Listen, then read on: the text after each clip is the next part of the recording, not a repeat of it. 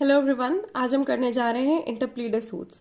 ठीक है, तो इंटरप्लीडर सूट्स का मतलब क्या होता है? इंटरप्लीडर एक ऐसा इंसान होता है जिसको क्या है, इंटरेस्ट नहीं है कोर्ट के सेटलमेंट में। ये सेक्शन 88 में डिस्कस्ड है कि to settle point concerning third party. ये क्या है, इसको अपने में इंटरेस्ट नहीं, इसको पार्टी, इसको प्रॉपर्टी वगैरह नहीं चाहिए। ये क्या चाहता है कि ये क्या, फॉर एग्जाम्पल एक बैंक, मान लो बैंक के पास एक प्रॉपर्टी है और दो लोग उसे क्लेम कर रहे हैं, तो वो क्या बोलेगा? वो कोर्ट के पास जाएगा कि भैया इसे सेटल करो, हम फर्जी ये बयान नहीं लेना चाहते हैं, सामने डिसाइड कर दो कि कौन सी पार्टी को प्रॉपर्टी देनी है, हम उनको दे देंगे, हमें नहीं समझ में आ रहा है इसमें। ठीक है, तो ये इंटरप्लीडर क्या हो गया? ये क्या हो गया कि हमने बयाना ले लिया है, अब दें तो दें किसे? ठीक है, इसको ये मान लो इंटरप्लेडर सूट। वो बीच में क्या है, उसे गेंद जैसे खिला रहे हैं, इंटरप्ले कर रहे हैं, उसे इधर उधर गेंद जैसे फेंक रहे हैं। ठीक है, ये आता है किसमें? Order number 35। इसको एज से आप याद कर सकते हो, बहुत ही रेलेवेंट एज है ये। ठीक है, मैं कहूँ तो बहुत ही इरेलीवेंट एज है अब के ज़माने में 35। ठीक है, अब देखो इसमें कितने रूल्स हैं। इसमें भी कुछ ज़्यादा रूल्स नहीं है, 6 रूल्स ही हैं। तो सबसे पहले क्या होता है, पहले तो देखो इंटरप्लीडर सूट में क्या है, प्लेंट डाली जाएगी। ठीक है, तो प्लेंट कैसे डाली जाएगी, क्या होगा उन सब में, उससे रिलेटेड है। देन इसके बाद रूल 2 है, वो बोलता है payment of taking claimed into courts. अब क्या है, अब तुमने क्लेम लिया है, अब उसके लिए पेमेंट भी करो तुम कुछ। ठीक है, फिर इसके बाद 4 और क्या बोलते हैं, हाँ 3 और 4 में क्या है, प्रोसीजर है। इसमें क्या है, अगर डिफेंडेंट ही सामने वाले को सू कर दे, बोले कि अरे ये हमारी प्रॉपर्टी, ये हमें बीच का बिचौलिया दे नहीं रहा है। ठीक है, या तो फिर क्या है, फर्स्ट हेयरिंग के बाद प्रोसीजर क्या है? ठीक है, एट फर्स्ट हेयरिंग का प्रोसीजर क्या है? दो ही प्रोसीजर जरूरी होते हैं। एक तो प्लेंट ने डाला सूट तो उसका प्रोसीजर तो ऊपर ही लिख दिया, दूसरा एक्सेप्शनल केस है, एक्सेप्शनल केस का प्रोसीजर, और जनरल केस का प्रोसीजर। देन इसके बाद आ जाते हैं हम रूल 5 में। रूल 5 में ये है कि एजेंट्स और टेनेंट्स जो है ना वो नहीं कर सकते हैं ये इंटरप्लेटर सूट फलाना ढिमकाना। ठीक है, रूल नंबर 6 में है कि रूल नंबर 6 में देखिए ज़्यादा बड़ा है नहीं, रूल नंबर 6 में बस ये बताया गया कि चार्ज फॉर प्लेंटिव्स कॉस्ट।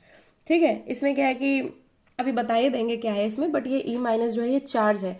अब देखो प्लेंटिव को कॉस्ट लगी होगी इन सब चीज़ों के लिए, अब उसका कोई काम तो था नहीं, वो बिचौलिया था, उसने फर्जी बयान ले लिया या फिर उसको दे दिया गया।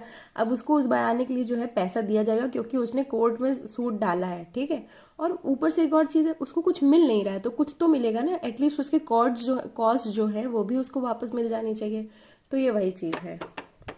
अब हम आते हैं ऑर्डर 35 इंटरप्लेटर सूट्स के प्रोविजंस पे।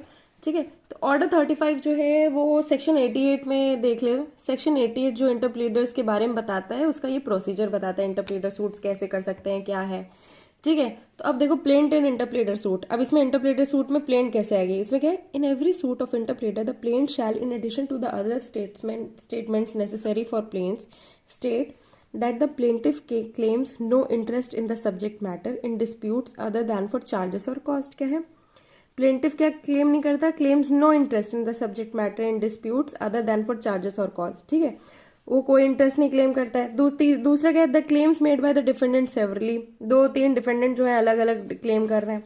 इसके बाद क्या है, अब देखो प्लेंटिफ क्लेम नहीं कर रहा तो क्लेम कौन कर रहा है? तो क्लेम कौन कर रहा है? वो डिफेंडेंट क्लेम कर रहा है आपस में। नेक्स्ट है that there is no collusion between the plaintiff and any of the defendants. कोई कल्यूजन नहीं है प्लेंटिफ और डिफेंडेंट्स के बीच में। ठीक है, ये चीज़ है। तो क्या हो गया, ये तीनों चीज़ें हो गई, अब प्लेंटिफ आ जाएगी। नेक्स्ट इसके बाद क्या है, रूल 2। रूल 2 बोलता है पेमेंट ऑफ थिंग्स क्लेम्ड। ठीक है, अब थिंग्स कौन सी हैं? वही जो क्लेम की गई हैं। ठीक है, जैसे कि ज़मीन है वो क्लेम किया जा रहा है, बैंक से कोई चीज़ है वो क्लेम की जा रही है। तो इसमें क्या, where the thing claimed is capable of being paid उसको पे कर जा सकता है कोर्ट में, और place in the custody of the court. अब पे नहीं किया जा सकता है तो कोर्ट को कस्टडी दे दो उसकी। The plaintiff may be required to so pay or place it before he can be entitled to any order in the suit. अब क्या है, तुम जिस चीज़ को, जो तुम्हारा क्वेश्चन है, जो तुम्हारा ये थिंग है जिसके बारे में तुम क्वेश्चन करोगे देना किसे, तुम उसको सबसे पहले जो है कोर्ट के अंदर दे दो। क्यों कोर्ट के अंदर दे दो? इसका वही मतलब है कि अरेस्ट और अटैचमेंट जिस चीज़ के लिए नहीं होता है कि अरेस्ट अटैचमेंट किस लिए होता है कि अगर मान लो कोई प्रॉपर्टी लेके भाग गया, कोई चला गया, किसी को बुलाना है या प्रॉपर्टी चाहिए, तो एग्जीक्यूशन के टाइम में वो प्रॉपर्टी ही नहीं रहेगी तो कोर्ट जो है वो करेगा क्या? बाबा जी का, हाँ, तो कोर्ट वो तो कर नहीं सकता है, इसलिए ये ज़रूरी है। द नेक्स्ट है 3 procedure way defendant is sewing plaintiff.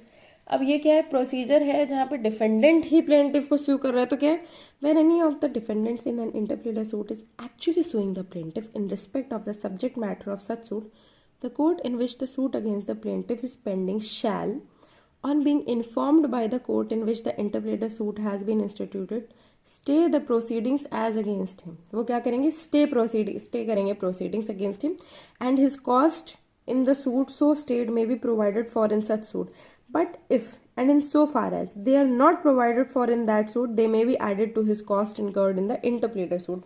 अब इसमें क्या है, यहाँ पे अगर कोई डिफेंडेंट क्या कर रहा है,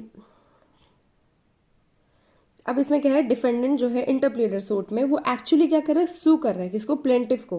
किस चीज के लिए? उसी सब्जेक्ट मैटर के लिए। तो कोर्ट क्या करेगा, जिस जो सूट जो है प्लेंटिफ के अगेंस्ट है वो पेंडिंग है, तो क्या कर दिया जाएगा, कोर्ट को इन्फॉर्मेशन हो जाएगी इंटरप्लेडर सूट के बारे में, तो वो क्या कर देंगे, stay the proceedings as against him, वो प्लेंटिफ के अगेंस्ट उस सूट को स्टे कर देंगे। ठीक है, और फिर कॉस्ट वगैरह के बारे में प्रोवाइड कर देंगे। बस इतना ही है। नेक्स्ट इसके बाद है rule 4, procedure at first hearing. अब देखो ये बहुत इंपॉर्टेंट है, फर्स्ट हियरिंग में क्या प्रोसीजर है ना? तो फर्स्ट हियरिंग का प्रोसीजर देख लो। At the first hearing, the court may declare that the plaintiff is discharged from all liability to the defendants in respect of him claim, award him his cost and dismiss him from the suit. पैसा दे दो तुम plaintiff का और उसको बोल दो discharge हो गए तुम, क्योंकि तुमने सारी सामान दे दिया, तुमने पैसा वैसा सब दे ही दिया। नेक्स्ट क्या, if it thinks that justice or convenience so require, retain all parties until the final disposal of the suit. अब भैया ऐसी कोई प्रॉपर्टी है जो प्लेंटिफ के हेल्प के बगैर नहीं डिलीवर की जा सकती, उसके लिए क्या कर दिया जाएगा, कन्वीनियंस के लिए उसको रोक लिया जाएगा। ठीक है, फिर इसके बाद क्या है, rule 2, sub rule 2, where the court finds that the admission of the parties or other evidence enable it to do so, it may adjudicate the title to the thing claim. क्या है, कोर्ट क्या करता है, court को क्या मिल जाता है, admission मिल जाते हैं, एविडेंस मिल जाता है, तो क्या कर देगा, कोर्ट कर देगा adjudicate the title to the thing claim, वो टाइटल बता देगा, एविडेंस वगैरह सब फलाना वगैरह जो भी चीज़ें ज़रूरत होती है ना, इन सब चीज़ों में कोर्ट को जजमेंट देने के लिए पहले, ठीक है, वो मिल जाता है। तो कोर्ट क्या कर देगा, बोलेगा ठीक है जाओ अब तो एडजुडिकेट द टाइटल मिल गया है, प्लेंटिफ तो हट ही गए हैं।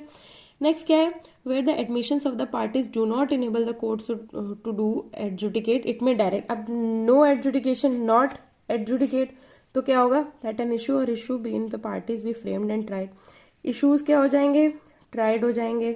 ठीक है, और that any claimant be made a plaintiff, claimant क्या कर दिया जाएगा, वो प्लेंटिफ बना दिया जाएगा in leave of the addition to the original plaintiff. अब इसमें क्या है, ये एक तरह से सूट ही चलने लगा है, ट्रायल सूट ये सब चीज़ें चलने लगी, तो ये क्या है, नॉर्मल ही चलने लगेगा। ठीक है, ये मैंने यहाँ पे नॉर्मल लिखा है। ठीक है, अब यहाँ पे क्या है, यहाँ पे जनरली उसे छोड़ दिया जाता है, बट यहाँ पे क्या, और यहाँ पे क्या होता है, यहाँ पे भी और नॉर्मल चीज़ें होती हैं कि देखो ये सब वैसे तो है अब नॉर्मल चीज़ें, प्लेंटिफ को कौन छोड़ता है, प्लेंटिफ को कौन डिस्चार्ज करता है, डिस्चार्ज तो कौन होता है, डिफेंडेंट होता है, तो इधर प्लेंटिफ डिस्चार्ज हो रहा है, ये अब नॉर्मल चीज़ हो रही है।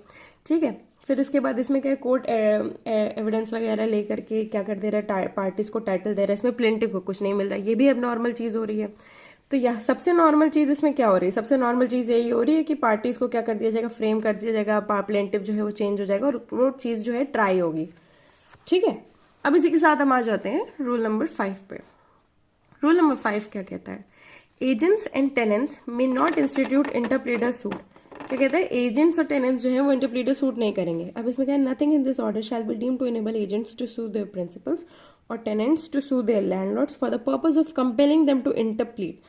किस चीज़ के लिए पर्पस क्या है इसका, purpose of compelling them to interplead with any person other than person making claim through such principal or landlords. ठीक है, अब इसके इलस्ट्रेशन से और अच्छे से समझ सकते हैं। A deposits a box of jewels with B at his as his agent. ठीक है, C alleges that the jewels were wrongfully obtained from him by A and claims them from B.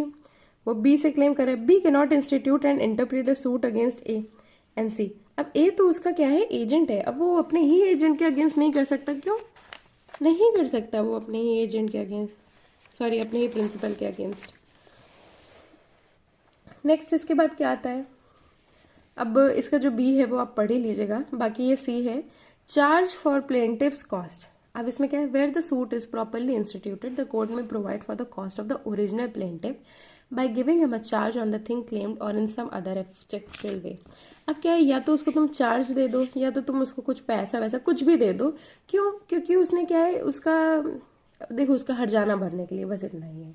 इसी के साथ हमारा जो है ऑर्डर नंबर 35 जो है कंप्लीट होता है, जिसकी हेडिंग है इंटरप्लीडर सूट। इसको इंटरलॉक्यूटरी सूट से आप मिक्स मत कर लीजिएगा। और ये ऑर्डर नंबर 35 है और ये 8 है, तो इसको ऐसे कर लो, इसको ऐसे कर लो, तो ये क्या हो जाएगा, सेक्शन 88। क्या है, 35, इसको 8, 8 सेक्शन 88। ठीक है, अब आपको समझ में आ गया होगा कि इसको किस तरह से याद किया जा सकता है। चलिए, इसी के साथ हमारे ये ख़त्म होता है। बाकी के वीडियोस आप देख लीजिएगा। अगर आपको ये वीडियो अच्छा लगता है तो please do like, share and comment. Thank you.